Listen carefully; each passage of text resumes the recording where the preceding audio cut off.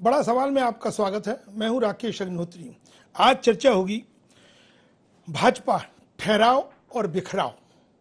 एक ऐसे मुकाम पर आकर भाजपा खड़ी हो गई है जहां से उसे एक नया रास्ता तय करना है। हार को नहीं पचा पा रही मध्य प्रदेश भाजपा में बदलाव की कोशिशों के बीच उसे एक नए सिरे से खड़े करने के लिए अमित शाह हस्तक्षेप करने जा रहे हैं। जब कमलनाथ सरकार एक माह पूरा कर रही है, तब भाजपा में एक बार फिर चिंतन, मंथन, समीक्षा कार्यक्रमों को विस्तार देने के लिए दिग्गजों का जमावड़ा लगने वाला है। राष्ट्रीय संगठन महामंत्री रामलाल से लेकर शाह के दूत सतीश उपाध्याय, स्वतंत्र देव सिंह की मौजूदगी में मैराथन बैठकें होंगी।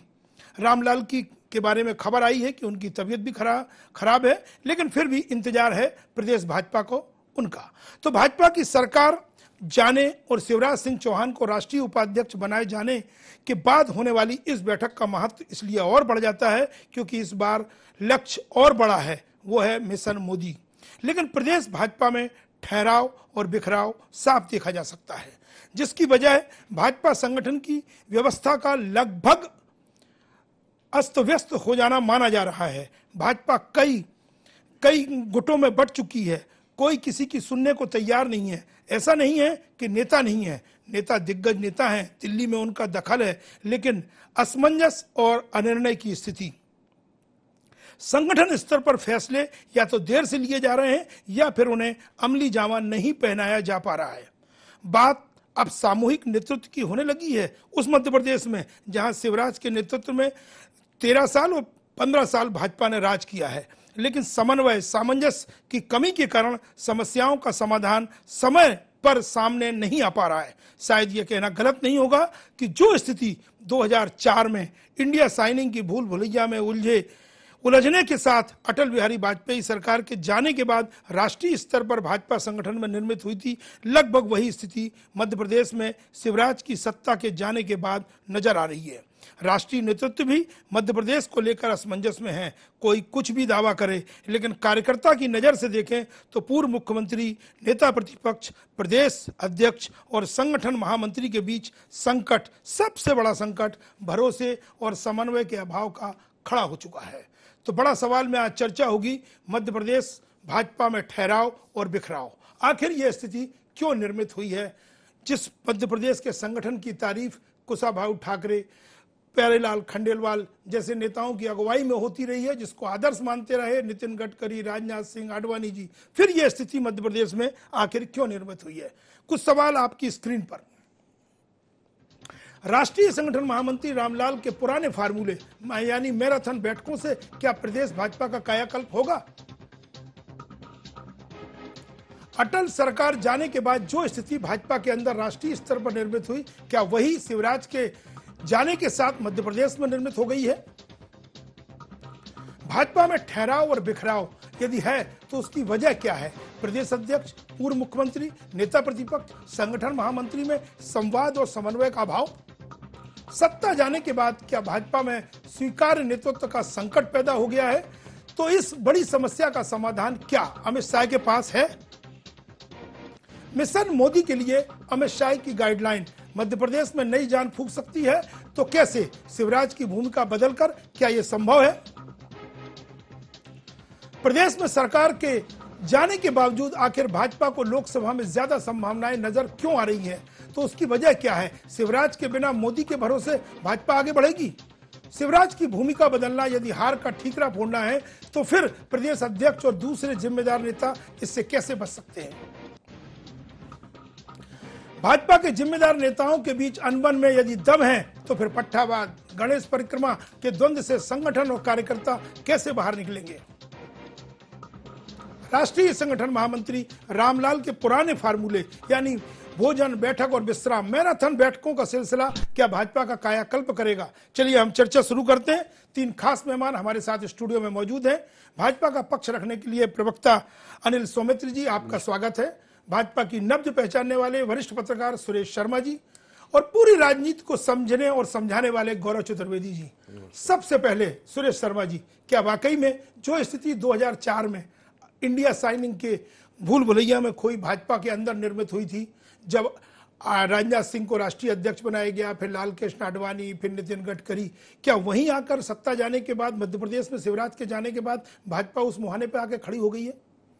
देखिए राकेश जी, अपन सब लोग बार बार एक विषय पर चर्चा करते रहे हैं कि भारतीय जनता पार्टी का नेतृत्व जो है वो शिवराज सिंह चौहान में समाहित हो गया है और कुल मिलाकर के पूरी भाजपा शिवराज सिंह चौहान हो गए थे। इसमें कोई शक संदेह नहीं था, न मानना भी चाहिए।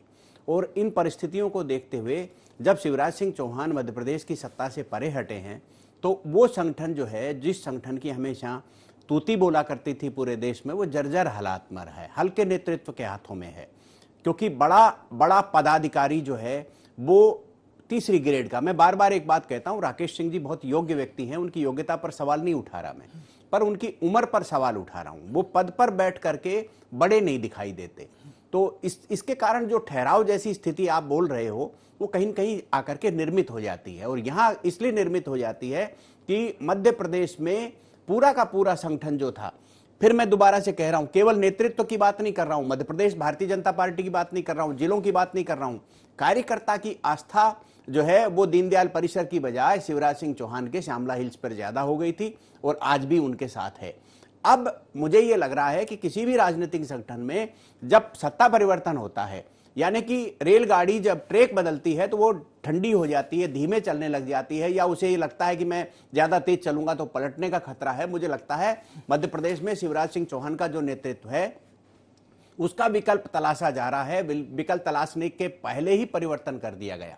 मेरा व्यक्तिगत मानना यह है कि यदि कैलाश विजयवर्गीय को लाना था, प्रहलाद पटेल को लाना था, या नए XYZ को लेके आना था, तो आप पहले लाते, पैरेलल चलाते, चलाने के बाद शिवराज सिंह चौहान। समय कम है, चुनौतियां ज्यादा हैं। अनिल सौमित्र जी, भाजपा में ठहराव आप मानेंगे कि बिखराव की ओर बढ़ रही है? देखिए राकेश जी, मैं एक बात से तो सहमत हो सकता हूं कि भारतीय जनता पार्टी में कहीं ना कहीं ठहराव की स्थिति है, लेकिन बिखराव वाली बात नहीं मान सकता। अगर आप कहते हैं तो आप नहीं, मैं नहीं कह रहा हूं, मैं तो सवाल खड़ा कर रहा हूं। लेकिन जो स्थिति निर्मित हुई है, 1 माह पूरा होने जा रहा है कमलनाथ सरकार को और भाजपा को विपक्ष में, वो भी 15 साल बाद विपक्ष में आई है। नेता बहुत हैं लेकिन अनिर्णय की स्थिति है, फैसले लिए जा रहे तो उनको नीचे तक पहुंचाया नहीं जा पा रहा है, कार्यकर्ता द्वंद्व में है। इसलिए मैंने कहा कि भारतीय जनता पार्टी में कहीं ना कहीं ठहराव की स्थिति है, ये मैं खुद भी स्वीकार करता हूं और आप सब लोग भी स्वीकार कर ही रहे हैं। चिंता की बात है, ठहराव नहीं। देखिए, चिंता नहीं, चिंतन की बात है, और चिंतन करेंगे तो उससे निकल जाएंगे, और उसकी प्रक्रिया कहीं ना कहीं चल रही है। जैसा आपने संकेत भी किया है, इशारा भी किया है कि ऊपर से लेकर नीचे तक ये जो ठहराव की स्थिति है और वो परिस्थिति जन्य कारणों से आई है। जैसे कई बार हमारे घर में शादी विवाह का एक उत्सव होता है या विशेष स्थिति बनती है, नहीं, जैसे चुनाव का समय था और तुरंत एक चुनाव से निपटने के तुरंत बाद एक दूसरा चुनाव है, तो उसकी तैयारी में कई सारी चीजों पर हम ध्यान शायद नहीं देते हैं। जो कैसे निकल सकती है भाजपा इस ठहराव? नहीं, देखिए, मुझे तो जो संगठन का सूत्र रहा है, संगठन में आप सब बेहतर जानते हैं, सुरेश जी भी जानते हैं कि चाहे राष्ट्रीय स्वयंसेवक संघ हो, चाहे उसके प्रेरणा से, उसके सहयोग से निकला हुआ जनसंघ भारतीय जनता पार्टी, इसमें व्यक्ति का महत्व कभी रहा नहीं, व्यक्ति गौण रहा है। और इसीलिए आप देखेंगे कि बड़े से बड़े बलराज मधोक जैसे नेता, और बाद के भी हमारे कई उदाहरण हैं कि संगठन छोड़ के आप बाहर गए तो आपकी जो स्थिति थी, व्यक्तित्व था, वो छोटा पड़ गया। किसके बारे में इशारा कर रहे हैं? नहीं, मैं किसी के बारे में नहीं इशारा कर रहा हूं, मैं अपने बारे में कह रहा हूं कि मेरा अगर वजूद है, मेरा अगर व्यक्तित्व है, नहीं तो किसको समझाना चाहते हैं? क्या मैं कार्यकर्ता ऐसे हाथों में जा चुकी है? नहीं, एकदम नहीं, कदाचित जा नहीं सकती ना। मैं फिर कह रहा हूं कि संगठन का इतिहास पुराना है, लंबा इतिहास है, और बहुत लोगों का खून पसीना। बिखराव की स्थिति न निर्मित हो, इसकी जो चुनौतियां हैं वो क्या है, और ये स्थिति क्यों निर्मित हो रही है? मैं इसलिए कह रहा हूं कि देखिए, भारतीय जनता पार्टी में कभी केंद्रीकृत व्यवस्था नहीं रही कि एक व्यक्ति के ऊपर, चाहे वो अध्यक्ष हो, चाहे सत्ता में बैठे मुख्यमंत्री हो, उनके केंद्रित व्यवस्था कभी रही नहीं। सुरेश जी की बात से आप इत्तेफाक नहीं रखते हैं? नहीं, मैं पूरी भाजपा शिवराज में समाहित हो गई थी। नहीं, मैं इसीलिए कह रहा हूं, नहीं, मैं इसलिए मैं बार बार कह रहा हूं, मैं किसी व्यक्ति का नाम नहीं लूंगा, मैं ये सिर्फ इतना कह रहा हूं, विकेंद्रीकरण। मुझे आपसे ही अपने दर्शकों को समझाना है कि भाजपा इस द्वंद्व से कैसे बाहर निकलेगी। गौरव चतुर्वेदी जी, क्या वाकई में चिंतन मंथन से भाजपा के लिए रास्ता निकलता हुआ दिखाई दे रहा है? वो ये क्यों मान के चल रही है कि सरकार चली गई, अब लोकसभा में ज्यादा अच्छी सीटें आ सकती हैं? राकेश जी, सबसे पहले तो जो विषय है ठहराव और बिखराव, तो मैं कहूं कि भारतीय जनता पार्टी में ठहराव नाम की चीज अभी कहीं भी नजर नहीं आ रही है, और बिखराव कोई आज की बात नहीं है। पिछले 13 साल से मध्य प्रदेश की भारतीय जनता पार्टी पूर्ण रूप से बिखराव की अवस्था की ओर जा नहीं रही थी, बल्कि बिखराव उसके अंदर समाहित हो गया था। फिर भी सरकार चल रही थी। सरकार इसलिए चल रही थी कि चूंकि शिवराज सिंह चौहान अपनी योग्यता, अपनी काबिलियत, अपनी जोड़ तोड़, अपनी राजनीतिक तिकड़मों के भरोसे वो अपनी सरकार को चला आप कह रहे रहे थे। कि संगठन बहुत पहले ही कमजोर हो चुका है। संगठन बहुत पहले कमजोर हो चुका है। जैसे सुरेश जी ने अभी कहा था कि संगठन पूरा का पूरा समाहित हो चुका था शिवराज जी में। उसके बाद जो मंत्रियों, पदाधिकारियों, शिवराज के चहेते अधिकारियों और पदाधिकारियों ने जिस तरीके से कार्यकर्ताओं की उपेक्षा की, जिस तरीके से मनमानियां की हैं, उसको लेकर के जब कार्यकर्ता नाराज हुआ, रुष्ट हुआ, शिकायतें ऊपर के लेवल तक गई, लेकिन ऊपर भी उनकी बातों को सुना नहीं गया। वहां पर तब भी तवज्जो शिवराज सिंह चौहान को ही दी जाती रही, क्योंकि शिवराज सिंह चौहान लोकप्रिय नेता के तौर पर स्थापित हो चुके थे। इस विधानसभा चुनाव के परिणाम आने के बाद जिस तरीके से शिवराज सिंह चौहान को, देखिए राष्ट्रीय उपाध्यक्ष का पद उन्हें दिया जाना स्वाभाविक था, लेकिन उनकी नजर में प्रमुख पद था प्रदेश अध्यक्ष का और नेता प्रतिपक्ष का, जिसके लिए वो प्रयासरत थे। पूरी पार्टी ने आपने एक अलग तरीके से बात कही है, सत्ता में रहते उन्होंने पूरी पार्टी को दरकिनार नहीं मान रहे। चलिए, हमारे साथ एक खास मेहमान जो बीजेपी के कार्यकर्ता हैं, क्या आप कहेंगे पूर्व कार्यकर्ता है, शिवशंकर पटेरिया जी हमारे साथ जुड़ गए हैं। शिवशंकर जी, आपका स्वागत है बड़ा सवाल में। नमस्कार सर, मैं ये जानना चाहता हूं कि 15 साल सत्ता में रहने के बाद भाजपा जहां आकर खड़ी हो गई है, क्या वहां अगर चुनौतियां हैं तो क्या है, और वो चुनौतियों की वजह क्या है? अगर उसको इन चुनौतियों से बाहर निकलना है तो कैसे? आप जैसे कार्यकर्ता, अब तो शायद भाजपा से आपको निष्कासित भी किया जा चुका है। नहीं, निष्कासित नहीं, निलंबित हूँ मैं जी। और अभी अनिल सौमित्र जी कह रहे थे कि पार्टी कभी व्यक्ति केंद्रित नहीं रही है, व्यक्ति प्रमुख कभी नहीं रहा है, बस यही ठहराव है, क्योंकि अब व्यक्ति केंद्रित पार्टी हो गई हो। चाहे राष्ट्रीय स्तर पे देखो, चाहे प्रदेश स्तर पे देखो, जो व्यक्ति प्रमुख है और उसके पत्ते हैं वही सब कुछ पार्टी हो गए हैं। पार्टी सामूहिक सोच से चलती है, वो सामूहिक सोच खत्म हो गई, एक व्यक्ति की सोच के ऊपर चलती है। इसलिए पार्टी निष्ठावान कार्यकर्ता दरकिनार हो गए और एक व्यक्ति और व्यक्ति से जुड़े हुए लोग ही पार्टी पर स्थापित हो गए हैं। रही बात इस पार्टी का संविधान भी है, वो कहाँ धूल खा रहा है उसको उठा के देखो। कभी कहीं चुनाव होते हैं क्या, एक थोपीकरण चल रहा है प्रदेश, पूरे देश में, तो थोपा जाता है कहीं ना कहीं अध्यक्ष। जब थोपीकरण बंद होगा तो पार्टी में फिर से लय बनेगी, पार्टी फिर से आगे बढ़ेगी, पार्टी का ठहराव भी खत्म होगा।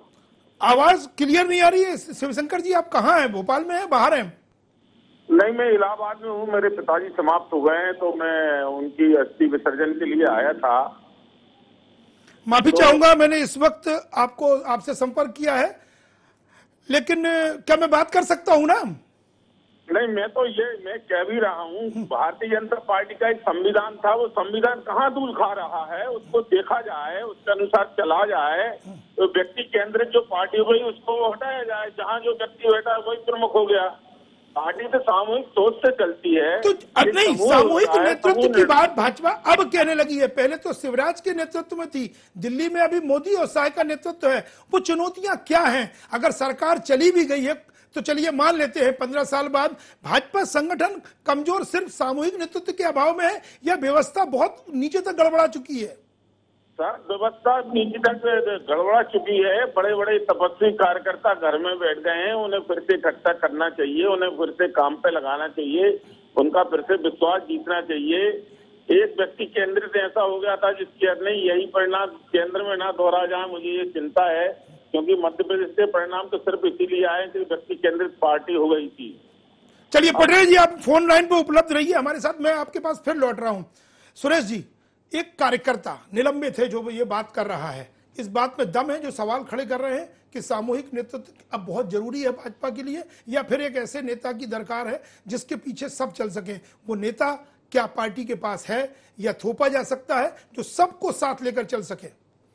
देखिए राकेश जी, शिवशंकर पटेरिया जी ने जो बातें कही हैं उसमें काफी दम है, नो डाउट। और मैंने तो कुशाभाऊ ठाकरे जी, नारायण प्रसाद गुप्ता जी, प्यारेलाल खंडेलवाल जी, इन सब के संगठन महामंत्री होते हुए भाजपा को बहुत नजदीक से देखा है। और मैं तो ये भी कह सकता हूं कि जो भाजपा की कार्य पद्धति है वो एक एक व्यक्ति को रटी हुई है, और शिवशंकर पटेरिया जी को भी रटी हुई है, मुझे भी रटी हुई है, और अनिल सौमित्र जी को भी रटी हुई है। तो मुझे ये लगता है कि जो कार्य पद्धति करने का तौर तरीका भारतीय जनता पार्टी का था वो सत्ता में आने के बाद खत्म हो गया वो। और जब पहले क्या सोचा जाता था कि कैसे हमारे संगठन का विस्तार हो, कैसे हमारे विचार का विस्तार हो, कैसे हमारे लोग विचारवान बने, इस प्रकार की मानसिकता से काम करते थे। और शिवशंकर पटेरिया जी ने जो बात कही है कि जो विचारवान लोग थे, जो संगठन के प्रति समर्पित लोग थे, वो 15 साल में घर बैठ गए या बैठा दिए गए, ये बात सच है। लेकिन एक जो सबसे चिंताजनक बात आई है वो ये आई है, व्यक्ति केंद्रित हो जाना बहुत बुरी बात नहीं है, क्योंकि अटल बिहारी वाजपेयी जी भी व्यक्ति केंद्रित जैसी स्थिति में थे, लेकिन अटल बिहारी वाजपेयी जी व्यक्ति की बजाय संस्था बनते चले गए और उन्होंने न केवल विचार को आगे बढ़ाया बल्कि उन्होंने अपनी पार्टी के काम को भी आगे बढ़ाया। आज स्थिति क्या हो गई है कि यदि राकेश सिंह प्रदेश के अध्यक्ष बनते हैं तो पूरा तंत्र उनको महिमा मंडित करने में लग जाता है, नंदू भैया बने तो नंदू भैया को मंडित करने में लग जाता है, और शिवराज जी तो पूरी की पूरी सरकार और पूरा का पूरा संगठन उन्हें ही महिमा मंडित करने में लग गया था। जबकि होना यह चाहिए कि जो व्यक्ति जहां काम कर रहा है, एक बार मैंने ही सवाल किया था आपके चैनल पर भी, ये मैंने बात कही थी कि जब मध्य प्रदेश में सिंचाई क्षमताएं बढ़ी हैं और 9,000 7,000 से बढ़ा करके और 40,000 हो गई, हेक्टेयर हो गई, तो क्या इसके लिए केवल एक व्यक्ति जिम्मेदार है या जल संसाधन मंत्री भी कमी उसका श्रेय देना चाहिए? तो ये जो मानसिकता डेवलप हुई है, इस मानसिकता ने भाजपा चलिए अनिल सौमित्र जी, कॉकस से घिर गए थे, गिने चुने नेता थे, आम कार्यकर्ता से दूर थे या भीड़ में थे, एक तरफा संवाद था, बोलने की छूट नहीं थी, एक छटपटाहट कार्यकर्ता में नजर आ रही थी, नीचे तक व्यवस्था गड़बड़ा चुकी थी, समन्वय का अभाव था और संवाद तो दूर दूर तक अब नजर नहीं आता था। ये इस चुनाव में क्या नजर आया है? देखिए राकेश जी, मैं एक बात बार बार कहना चाहूंगा कि देखिए, सत्ता तो आती जाती रहती है, सत्ता उतना महत्वपूर्ण नहीं है, महत्वपूर्ण है संगठन। और संगठन भी एक उपकरण की तरह होता है जिसके माध्यम से एक बड़े उद्देश्य की प्राप्ति करते हैं। वही तो मेरा सवाल है सर, इसीलिए सरकार गई, कि 15 साल की सरकार गई, लेकिन भाजपा क्या वाकई में ठहराव या उससे आगे बढ़ रही है, एक बिखराव की ओर? सरकार गई लेकिन संगठन को ढूंढना पड़ रहा है, संगठन है कहां? संगठन वही एक माह हो गया विपक्ष की भूमिका में। अनिल जी, एक बार आपकी संभागीय बैठकें हो चुकी हैं, मुझे नहीं मालूम कार्यकर्ता क्या सोच रहे हैं, क्या फीडबैक है, क्या समीक्षा है। आपके सवाल के साथ ही एक लाइन जोड़ रहा हूं कि पहले संगठन से विधायक निकल के आता था, अब विधायक के घर से संगठन निकल के आता है। यही वो सवाल है। ये सारा जो उल्टा हो गया है, विधायक तय करता है, सांसद तय करता है कि जिलाध्यक्ष कौन होगा, संगठन महामंत्री यही कौन बड़ा होगा? सवाल। यही क्या पार्टी ऊपर से नीचे इस तरह से जा रही है? मैं यही बात कहने की कोशिश कर रहा हूं कि देखिए, देश में 2 संगठन ऐसे हुए जैसे लेफ्टिस्ट वामपंथी दलों का, कम्युनिस्ट पार्टियों के बारे में कहते हैं कि उनका कैडर ही सब कुछ होता है। ऐसे ही भारतीय जनता पार्टी में ही कार्यकर्ता और कैडर ही सब कुछ होता था, और उसके माध्यम से जो संगठन था, मतलब अब नहीं रहा। अभी कहीं ना कहीं विकृति आई है, विसंगति आई है, इस बात को मैं स्वीकार करता हूं। और ये जिम्मेदारी ले रहे हैं, मैं ये हल्के सवाल में नहीं जाना चाहता हूं कि शिवराज हट गए, उनकी भूमिका बदल गई, या राकेश सिंह को भी जिम्मेदारी लेना चाहिए, या नरेंद्र तोमर को भी लेना चाहिए। लेकिन अगर भाजपा के जो सिद्धांत, जो बात शिवशंकर पटेरिया कह रहे हैं कि धूल खा रहे हैं, कार्यकर्ताओं से पूछ परख कम हो रही है, क्या ये प्रक्रिया दोबारा मजबूत हो सकती है? इसीलिए देखिए, उसके मैंने अलग नान्य बन था, मतलब उसके अलावा कोई मार्ग नहीं है संगठन के पास कि कार्यकर्ताओं को मजबूत करिए, कार्यकर्ताओं के साथ संवाद करिए। क्योंकि अगर आप कहते कार्यकर्ता आधारित संगठन है, हम सब लोग स्वीकार करते हैं, आप तो कार्यकर्ताओं का महत्व देना ही सब, उसके बिना कोई उपाय नहीं है। उपाय नहीं है। गौरव चतुर्वेदी जी, मैराथन बैठ के बीजेपी कार्यालय में बहुत देखी है, फिर होने जा रही है। स्वतंत्र देव सिंह आ रहे हैं, अमित झाई के और भी प्रतिनिधि आ रहे हैं, रामलाल जी शायद तबीयत खराब है, उनका क्या आते हैं या नहीं आते हैं, लेकिन फिर दिग्गज इकट्ठे हो रहे हैं। अभी तक जो जिम्मेदारी नहीं है, कोई गलतियों से सीख नहीं ली गई है, और अब लोकसभा चुनाव, फिर कार्यकर्ता को काम पर लगा दिया जाएगा। और ये क्या वाकई में अब सरकार जाने के बाद आखिर भाजपा अंतर्द्वंद से कैसे बाहर निकलेगी, कैसे वो कार्यकर्ताओं को साथ लेके आगे बढ़ सकती है? जो कमलनाथ कहते थे कि बहुत मजबूत संगठन है, उससे निपटना होगा, जिसके पास संगठन नहीं था उसने भाजपा को ठिकाने लगा दिया, जिसके पास चेहरा नहीं था उसने चेहरा स्थापित कर दिया, और भाजपा में सब कुछ होने के बाद पीछे। देखिए, जो संगठन प्रक्रिया अपना रहा है लोकसभा चुनाव को लेकर के, वो कोई आज की बात नहीं, पुरानी बात है। लेकिन उस समय पार्टी में जब सरकार में थे और पूरी की पूरी पार्टी एक नेतृत्व के अधीन समाहित हो चुकी थी, तो उस समय सारे निर्णय कार्यकर्ता मन महसूस कर भी स्वीकार कर लिया करते थे। आज की स्थिति में जो चेहरा पार्टी के लिए सबसे इंपॉर्टेंट है, उसी चेहरे को जब पीछे धकेला जा रहा है, तो आप सोचिए कि बिखराव कितनी बड़ी स्थिति में है, और आगामी लोकसभा चुनाव में भारतीय जनता पार्टी को कितना बड़े संकट का सामना करना पड़ेगा। 109 सीटें भारतीय जनता पार्टी जो लाई है, उसमें एक अहम भूमिका शिवराज सिंह चौहान की भी रही। अगर हम उनकी ही गलती मानते कि पूरी गलती उनकी रही तो ये पार्टी 80 सीटों के नीचे जाती, तब ये माना जा सकता था कि शिवराज सिंह चौहान की असफलताएं मध्य प्रदेश में हावी हुई थी। लेकिन 109 सीटें आना, और चूंकि कांग्रेस आप के कह रहे पास हैं कि अब लोकसभा चुनाव सिर पर हैं और उनकी भूमिका जो बदली उनको गई जिस है तरीके से वो पार्टी को और नुकसान पहुंचा सकती नहीं, है। उनको जिस तरीके से पीछे धकेला जा तरीके पर ऐतराज हो जिस सकता है। तरीके से पीछे धकेला जा रहा, राष्ट्रीय उपाध्यक्ष बनाया जाना उचित है, कोई गलत बात नहीं है कि उन्हें वहां बना दिया गया, लेकिन जिस तरीके से उनकी बातों को इग्नोर किया जा रहा है, अनदेखा किया जा रहा है, चाहे नेता प्रतिपक्ष का मामला रहा हो, चाहे विधानसभा अध्यक्ष का मामला रहा हो, या उपाध्यक्ष का मामला रहा हो, या विधायक दल की बैठक का मामला रहा हो, लगातार पार्टी का हाईकमान और उच्च नेतृत्व उन्हें पीछे धकेलता हुआ नजर आया है इस पूरे मामले में। आप कह रहे हैं कि पहले नेता प्रतिपक्ष नहीं बनाया और फिर दूसरे को चुनाव लड़वाया, फिर उनकी पसंद का नहीं आया, फिर वो उपाध्यक्ष की कुर्सी भी गई। और साथ ही 13 साल में शिवराज सिंह चौहान ने जो अपने राजनीतिक दुश्मन पैदा किए थे